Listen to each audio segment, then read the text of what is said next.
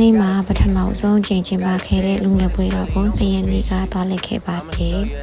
လူငယ်တွေအရန်ကိုများတယ်လို့အရန်လည်းပြောဖို့ကောင်းတယ်ပေါ့နော်ဒါပေမဲ့လူကအရန်များတဲ့အတွက်နည်းနည်းချက်ပြီးတော့မှချွေးအရန်ထွက်ခဲ့ရတယ်လူတော့လည်းမတိုးနိုင်ခဲ့ဘူးပေါ့နော်ဒါ free haircut တွေ့တဲ့အခါမှာအရန်မိုက်တယ်လို့ခံစားမိတယ်လကားရတဲ့ဖြိုရည်ကုန်းဆင်းခဲ့တယ်ဒါကတော့ကြိုက်လို့ပေါ့တန်ဆာမီးရွဲနဲ့ပုံလာလို့ရိုက်ခဲ့ပါသေးတယ်ဒါတော့ organizer တွေကမင်းသားကိုတွေ့တာနဲ့ခဏတပုံတစ်ဖြတ်ပေါ့နော်ရိုက်ခဲ့တယ်